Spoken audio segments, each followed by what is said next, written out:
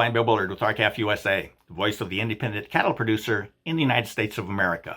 Well, the United States Secretary of Agriculture just announced that all meat purchased by the U.S. Department of Agriculture's Agricultural Marketing Service, or AMS, must be meat from animals born, raised, and slaughtered in the United States. In other words, the AMS will only buy meat that is exclusively U.S. meat produced exclusively in the United States. Now, the federal government buys a lot of food. It buys food for the National School Lunch Program, nutritional assistance programs, and for our men and women in uniform. And among the foods the federal government purchases is beef, and it buys a lot of beef.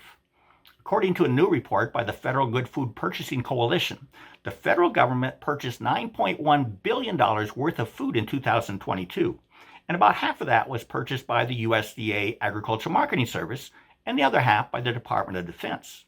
Now, animal products made up about 35% of those purchases, and beef, with total purchases of about 28-29%, was the most purchased animal product.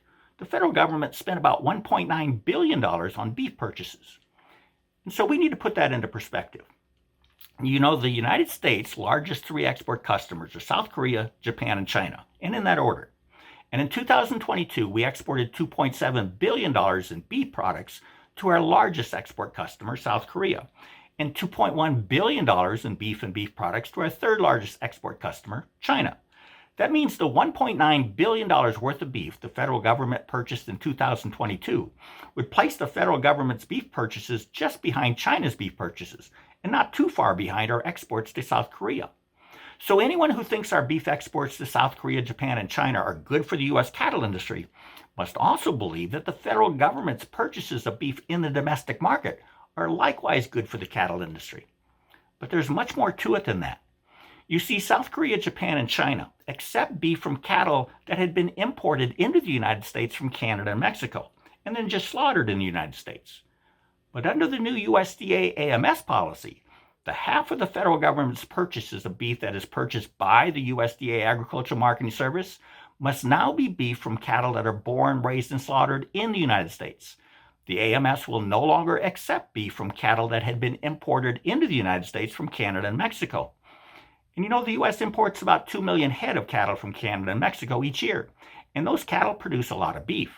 Using a carcass weight of 800 pounds, that's roughly 1.5 billion pounds of beef that can be still exported to South Korea, Japan, and China. But that beef from those imported cattle would no longer be eligible for federal beef purchases by AMS. The USDA said it purchased just over $500 million worth of beef in fiscal year 2023. Now, this is truly the start of something big, as this will certainly increase demand for U.S. cattle that are exclusively U.S. cattle. And I say this is a start because we now need to apply the same origin standard to the other half of the government purchases by the Department of Defense. And when we do, then all of the $1.9 billion in federal procurement will be purchases of U.S. beef produced exclusively from U.S. cattle, and that will further increase demand for domestic cattle. Now, this start is a huge win for RCAF USA members who have been fighting for this change for decades. In fact, 2 decades ago, we wrote the administrator of the Agricultural Marketing Service urging him to adopt the born, raised, and slaughtered standard for the National School Lunch Program. Unfortunately, back then, we were both ignored, and as proven today, ahead of our time.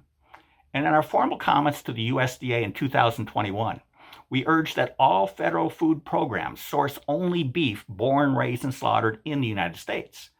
And that same year, after learning that a misguided group had urged the White House Office of Federal Procurement Policy to allow beef that is further processed in the United States to bear a product of the USA label, we countered that request with a letter to the president urging him to harmonize among all federal beef procurement agencies a new standard that reserves all product of the United States declarations only for beef exclusively derived from animals exclusively born, raised, and slaughtered in the United States. And so we've won. But so too has every child and American citizen who participates in any kind of the Agricultural Marketing Services food programs, as they will now receive the best beef in the world produced under the very best of conditions. Let's keep fighting to strengthen our U.S. cattle industry, and we can do this by calling our members of Congress to urge them to immediately pass mandatory country of origin labeling, or MCOOL, for beef. With that, have a productive week. Thank you, and goodbye.